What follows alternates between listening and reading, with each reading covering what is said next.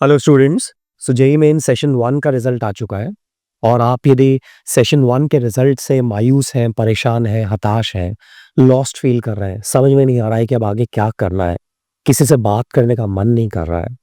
बच्चों, मैं आपकी फीलिंग्स को समझता हूँ, आपसे कंप्लीटली एम्पैथाइज करता हूँ और इस सेशन में मैं अपने एक्सपीरियंस से आपके साथ कुछ वैल्यूएबल इनसाइट शेयर करने जा रहा हूँ, जिससे कि आप अपने इमोशंस को, अपनी फीलिंग्स को बेटर वे में मैनेज कर पाएँ और आगे मार्च से लेके जून तक जो एग्जाम्स लाइंड अप हैं, उनके लिए बढ़िया तरह से प्रिपेयर कर पाएँ और बहुत अच्छा परफॉर्म कर पाएँ। बच्चों, सबसे पहला पॉइंट हमें ये समझना है कि JEE main session 1 is just one of the milestones, it is not the end of the journey. इसके बाद में सेशन 2 है, बहुत सारी प्राइवेट कॉलेज के एग्जाम्स हैं, जेईई एडवांस्ड है। तो यदि हम अपने आप को अभी ठीक तरीके से मैनेज करते हैं, तो आगे इन एग्जाम्स में अच्छा करने की, बाउंस बैक होने की पूरी पॉसिबिलिटी है। तो यहाँ लॉस्ट फील करना, यहाँ समय खराब करना बेवकूफ़ी होगी। अल्टीमेटली आपका ये जो सेटबैक है, इससे आप बाहर तो आएँगे। अब उस सेटबैक से बाहर आने के लिए आप 15 दिन लगाते हैं या केवल 1 घंटा लगाते हैं, वो आप पर है। जितने कम टाइम में आप अपनी फीलिंग्स को मैनेज करके बाहर आते हैं, आगे उतना ही बेटर वे में बचे हुए टाइम को आप अच्छी तरह से यूटिलाइज़ कर पाएँगे। तो it is not the end of the game, अभी तो गेम जस्ट स्टार्ट हुआ है, ये तो सेशन 1 ही है। गवर्नमेंट के भी 2 सेशंस रखने का पर्पस यही है कि बच्चे यदि by the way first time experience की वजह से पहला सेशन अच्छा नहीं कर पाए, तो सेशन 2 में उनको बाउंस बैक मिलने की पूरी अपॉर्चुनिटी हो। तो उसी का अपने को फ़ायदा उठाना है, ये अपने को ध्यान रखना है अच्छी तरह से। बच्चों, लाइफ में जब भी किसी सिचुएशन में हम फँस जाते हैं, किसी सिचुएशन में हमें लगता है कि यार अच्छा नहीं किया है, वहाँ से बाहर निकलना चाहते हैं, तो सबसे पहली जो स्टेप होती है ना, वो होती है पॉज़ देकर उस सिचुएशन को एक्सेप्ट करने की। देखिए, एक है कि सेशन 1 का रिज़ल्ट आया है और हम रिपेंटेंस के मोड में इमोशनली ओवरवेल्म होके लगातार लूप में सोचते रहे कि रिज़ल्ट अच्छा नहीं आया, उसका रिज़ल्ट अच्छा आया, मेरा रिज़ल्ट खराब हो गया, मैं ऐसा कर लेता, मैं वैसा कर लेता। लगातार बस आप विशियस साइकिल में मूव करते जाएँगे, करते जाएँगे। बट यदि हमें इस विशियस साइकिल से बाहर निकलना है, आगे के लिए करेक्टिव स्टेप्स लेना है, तो the very first and foremost step is कि let's accept the result. Let's accept the result. This result is unchangeable. एक डायरी ले, एक पेन ले और उसमें लिखे, I accept JEE main session 1 result wholeheartedly. This can not be changed. Session 2 में definitely I will bounce back, मैं बहुत अच्छे तरह से प्रिपेयर करूंगा, but this session 1 result I accept it wholeheartedly. ऐसा करने से क्या होगा, आप उस विशेष जो थॉट्स की साइकिल है वहां से बाहर निकल पाएंगे और लॉजिकली सोच पाएंगे कि अब आगे के लिए क्या करना है। So first step is let's accept the result wholeheartedly, जैसा भी है। 70% है, 60% है, 90% है, 92% है, I accept it wholeheartedly. This is my first step. Now second step.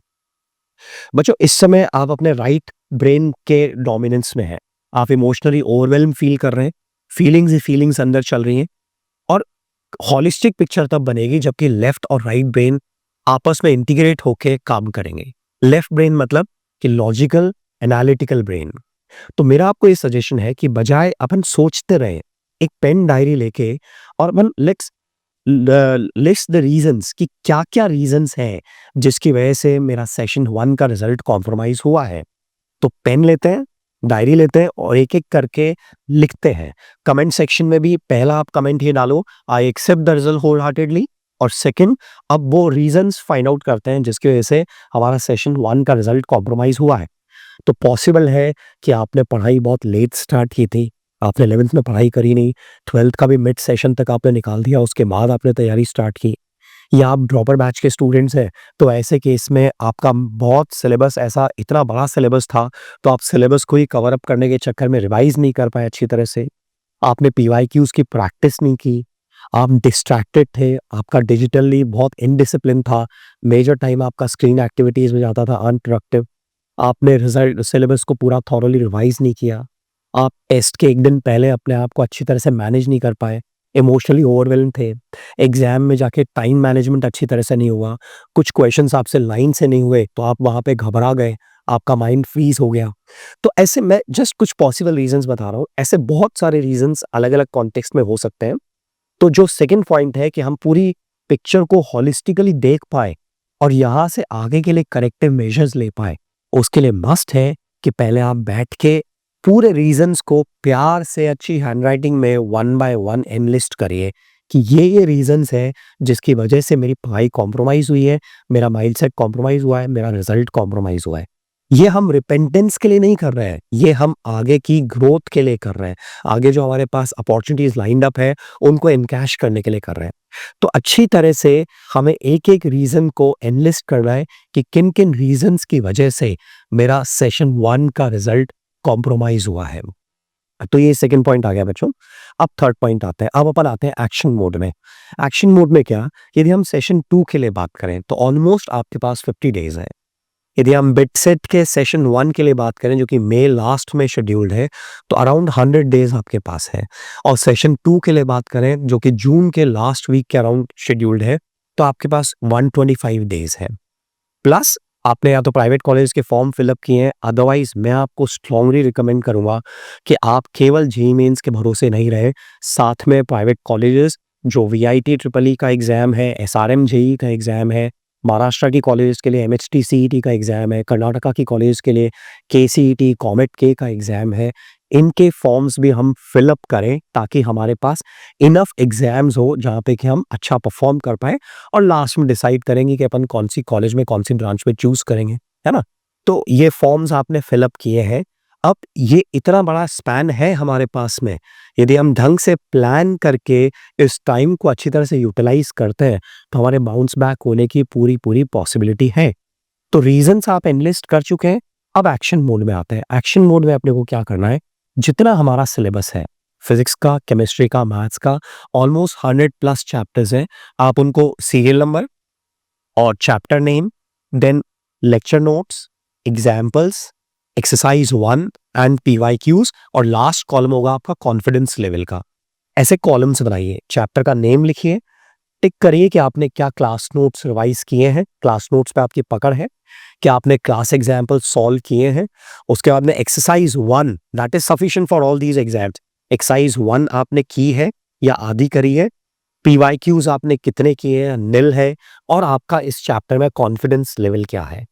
तो जैसे ही बच्चों आप इस तरह से लिस्ट आउट करने लगेंगे ना, तो ये जो इमोशनल पूरा आपका एक थॉट प्रोसेस चल रहा है रिजल्ट को लेके, यहाँ से आप बाहर आ जाओगे, आप एक्शन मोड में आ गए हो, आपने रिजल्ट को एक्सेप्ट कर लिया है और आप आगे के एक्शंस लेने के लिए मोर देन विलिंग हो। तो आपका माइंड उस विशस साइकिल से बाहर आके आगे के लिए करेक्टिव स्टेप्स में इन्वॉल्व होगा, और वही हमें करना है।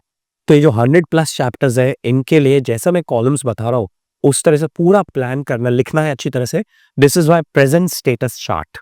अब यहां से मुझे फेयर इनफ आइडिया लगेगा कि कौन से चैप्टर्स मेरे थॉरली प्रिपेयर्ड हैं और कौन से चैप्टर्स ऐसे हैं जिसमें कि मैं ग्रे एरियाज हैं, जिसमें कि गैप्स हैं जहां मुझे इम्प्रूव करना है, कौन से चैप्टर्स की एक्सरसाइज करनी है, कौन से चैप्टर्स के पीवाईक्यूज करने हैं।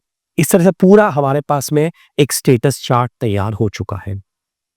मुझे, यदि आप क्लास 12 के स्टूडेंट्स हैं तो डेफिनेटली आपके बोर्ड्स भी लाइंड अप हैं, तो बोर्ड्स को ध्यान रहे, एक्सेप्ट इंग्लिश एंड जो भी आपका 5th सब्जेक्ट है, पी या कोई और, उसके अलावा जो फिजिक्स, केमिस्ट्री, मैथ्स में आप 12th का सिलेबस रिवाइज करेंगे, वही जेईई मेंस और बाकी एग्जाम्स का सिलेबस है।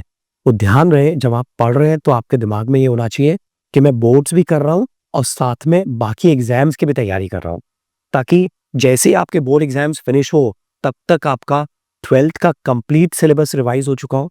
बीच में यदि पॉसिबल हुआ तो थोड़े बहुत पीवाईक्यूज भी आपने सॉल्व कर लिए, ताकि बोर्ड एग्जाम्स के खत्म होने के बाद में आप 11th के सिलेबस पे फोकस कर पाए। तो ध्यान रहे, जो बोर्ड की प्रिपरेशन है उसको इन एग्जाम्स की प्रिपरेशन से अलग लेकर नहीं चलें। बोर्ड की प्रिपरेशन में ही आप क्लास 12 का सिलेबस पूरा फिनिश कर चुके होंगे। और यदि आप ड्रॉपर बैच के स्टूडेंट्स हैं तो जो भी आपका थोड़ा बहुत सिलेबस बचा हुआ है उसे फिनिश करिए। और यहाँ तो आपके इंस्टीट्यूट ने आपको रिवीजन शेड्यूल प्रोवाइड किया है, अदरवाइज अपना एक thorough revision schedule next 40 days का बनाइए, जिसमें कि चैप्टर्स की मिक्सिंग करिए।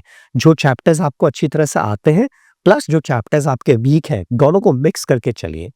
और पूरे दिन भर का अच्छी तरह से प्लानिंग करिए कि भाई इस टाइम पे मैं थियरी और एग्जाम्पल्स रिवाइज करूंगा, इस टाइम पे मैं पीवाईक्यू सॉल्व करूंगा। तो ऐसे प्रॉपर प्लानिंग के साथ हम आगे बढ़ेंगे। जैसे आपने स्टेटस चार्ट प्रिपेयर कर लिया ना, आपका ब्रेन रिलैक्स्ड फील करेगा। जो अंदर विशियस थॉट्स की साइकिल चल रही थी वहां से बाहर होके अब आप एक्शंस ले पाएंगे। तो इस तरह से थॉरोली अपने को स्टेटस चार्ट प्रिपेयर करना है अच्छी तरह से। बच्चों डेली बेसिस पे देखिए, एक तो हमारी मैक्रो प्लानिंग हो गई कि नेक्स्ट 40 डेज में हम क्या करने वाले हैं, फिर नेक्स्ट 7 डेज में हमारा क्या टारगेट है, एंड देन माइक्रो प्लानिंग कि जो आज का डे है, से आज 12 फरवरी या 13 फरवरी, तो आज के दिन मेरे क्या टारगेट्स हैं। तो सुबह उठने से पहले आपकी माइक्रो प्लानिंग पूरी प्रीवियस नाइट में ही रेडी होनी चाहिए कि कल सुबह इतनी बजे उठा जाएगा, पहले स्लॉट इतनी ड्यूरेशन का होगा, इस पे पढ़ाई यहाँ पर करेंगे, ये चैप्टर इस सोर्स से कवर अप करेंगे, पीवाईक्यू सॉल्व करेंगे। पूरे दिन भर की एक्सटेंसिव 12 से 15 घंटे की आपकी प्लानिंग होनी चाहिए सेल्फ स्टडी की, जिसमें कि आप क्लास नोट्स रिवाइज कर रहे हैं, एग्जाम्पल्स देख रहे हैं, पीवाईक्यू सॉल्व कर रहे हैं। मेजर अपना जो स्कोप है ना, वो पीवाईक्यूज तक रेस्ट्रिक्टेड रहना चाहिए, क्योंकि पीवाईक्यूज में इतने क्वेश्चंस हैं जिसमें सारे इंपॉर्टेंट कॉन्सेप्ट्स कवर अप हो रहे हैं और वो बार बार रिपीट भी हो रहे हैं। तो यदि पीवाईक्यूज आप पूरा एग्जॉस्टिवली कवर अप कर लेते हैं, तो ऐसे में आप थॉरोली अच्छी तरह से प्रिपरेशन कर पाएंगे अपने इन सारे एग्जाम्स के लिए। तो ऐसे माइक्रो और मैक्रो प्लानिंग अपनी रेडी रहे। बच्चों, ये टाइम है मेहनत करने का, ये टाइम डिस्ट्रैक्शन का नहीं है।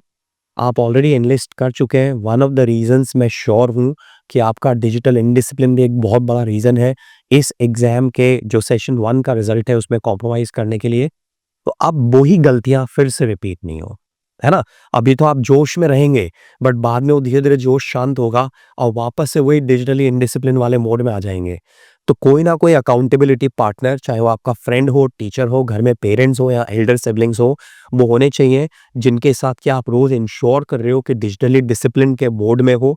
डेली आपका स्क्रीन पे कोई रिक्रिएशन टाइम नहीं है। आप स्क्रीन पे जाते हो तो या तो पीवाईक्यू सॉल्व करने जाते हो या फिर इंस्टीट्यूट के अपडेट्स देखने जाते हो। उसके अलावा आपका स्क्रीन पे कोई भी काम नहीं है।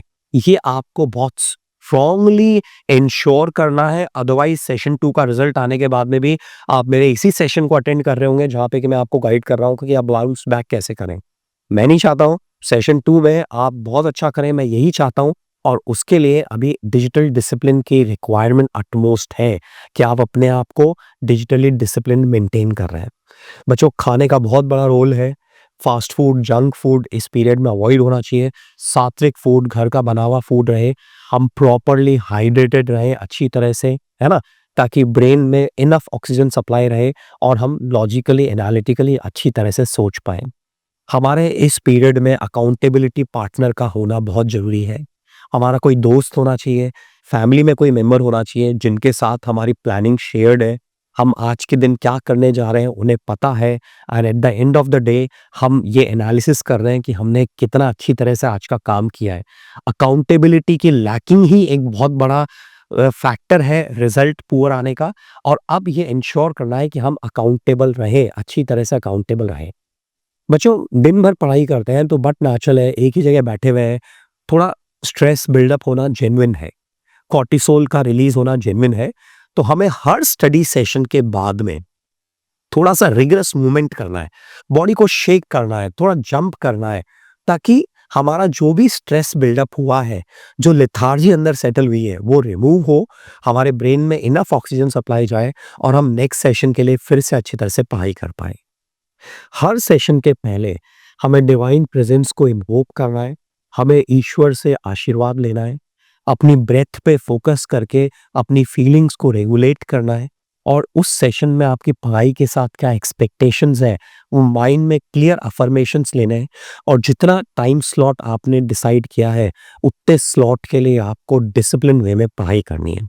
और हर स्टडी सेशन के बाद में आपके चेहरे पे एक स्माइल आनी चाहिए, एक सेंस ऑफ सैटिस्फैक्शन प्रिवेल करना चाहिए। इररिस्पेक्टिव ऑफ माय रिजल्ट, मैं फिर से प्लान करके बाउंस बैक करने के लिए अच्छी तरह से पढ़ाई कर रहा हूँ और मेरा ये सेशन मैंने अच्छी तरह से फिनिश किया है। ये एक बहुत बड़ी बात है। मैं अपनी इस सेशन की पढ़ाई से अच्छी तरह से सैटिस्फाइड हूँ। तो बच्चे गलती क्या करते हैं, जब भी पढ़ाई फिनिश होती है एक सेशन की, तो जितना उन्होंने सोचा होता है उससे कम उन्होंने अचीव किया होता है और वो 2-3 घंटे की पढ़ाई को बिल्कुल एकदम डिसअपॉइंटेड वे में फिनिश करता है और वहीं से पढ़ाई के लिए एक रिलक्टेंस जन डेवलप होता है। तो हमें ये इंश्योर करना है कि जब पढ़ाई फिनिश कर रहे हैं, इररिस्पेक्टिव ऑफ द आउटकम, चेहरे पे स्माइल होनी चाहिए, खुद को अच्छी फीलिंग प्रिवेल करानी कि नहीं, मैंने फोर्स करके पढ़ाई करी है, मैं एक अच्छा काम कर रहा हूँ और जो भी मेरा छूटा है मैं उसको नेक्स्ट स्टडी सेशन में अपना कवर अप करूंगा। तो फूड का, हाइड्रेशन का, फिजिकल एक्टिविटी का, डिजिटल डिसिप्लिन का, अकाउंटेबिलिटी पार्टनर का, इन सब का हमें ध्यान रखना है। बच्चों डेफिनेटली आपने किसी न कुछ टीचर्स के साथ में या इंस्टीट्यूट पे रह के आपने अपनी पढ़ाई करी है। बहुत सारे टीचर्स ने आप में genuinely time, energy, emotions invest किए हैं। वो चाहते हैं कि आप अच्छा परफॉर्म करें, तो दिस इज़ द टाइम कि आप उन टीचर्स से वापस से कनेक्ट करें, उनको मैसेज करके या पर्सनली मिल के अपनी फीलिंग्स को शेयर करें, जो प्लानिंग आपने करी है वो उनके साथ शेयर करें और उनको अपना अकाउंटेबिलिटी पार्टनर बनाएं। टीचर्स का इस जर्नी में बहुत बड़ा रोल है। मोस्टली बच्चे जो अंडर परफॉर्म करते हैं उसमें एक बहुत बड़ा फैक्टर ये होता है कि वो इंस्टीट्यूट से, टीचर्स से अपने आप को कट ऑफ कर लेते हैं और अकेले ही पढ़ाई करते हैं और जिससे धीरे-धीरे स्ट्रेस बिल्डअप होने लगता है। तो अब आगे के एग्जाम्स के लिए हमें इंश्योर करना है कि अपने टीचर्स से अच्छी तरह से वेल कनेक्टेड हैं, उनको अपनी प्रोग्रेस से रेगुलरली अप्राइज़ कर रहे हैं थ्रू मैसेज या मिल के। बच्चों मैं तो एक कहूँगा यदि आपके लिए पॉसिबल है, तो आप डेली 3 से 4 घंटे इंस्टीट्यूट पे आकर ही पढ़ाई करें। वहाँ पे स्पेसेस है, वहाँ दूसरे बच्चे भी पढ़ते हुए आपको दिखेंगे, तो एक वाइब्स क्रिएट होगी पढ़ाई की, पढ़ने का मन करेगा और पढ़ाई के सेशन के फिनिश होने के बाद में हम थोड़ी हँसी-मज़ाक करेंगे तो हमारा स्ट्रेस भी रिलीव होगा। प्लस जो हमारे डाउट्स जनरेट हुए, वो रेगुलरली हम अपने टीचर्स से, फ्रेंड से डिस्कस करके पूछ पाएँगे। तो अब वो गलती रिपीट नहीं करनी है जो पहले अपन ने करी है कि अलूफ होके अपन घर पे बंद कमरे में पढ़ रहे हैं। अपने को डेली बेसिस पे इंस्टीट्यूट पे आना चाहिए, 3-4 घंटे वहाँ पे पढ़ाई करनी चाहिए, टीचर्स और फ्रेंड्स से करेक्ट करना चाहिए। बच्चों ध्यान रहे, ज़िंदगी में जब इस तरह के सेटबैक्स होते हैं ना, ये लाइफ के सबसे बड़े असेट्स हैं। ये हमारी सबसे बड़ी जमा पूंजी होगी। जब हम पीछे मुड़ के देखेंगे ना, तो अपने आप पे गर्व की फीलिंग आएगी कि यार मुझे सेटबैक लगा था, मेरा रिज़ल्ट पुअर आया था, बट मैंने अपने से बड़ों की बात सुनी थी, प्रॉपर प्लानिंग करी थी, पूरी मेहनत करी थी एंड आई बाउंस्ड बैक।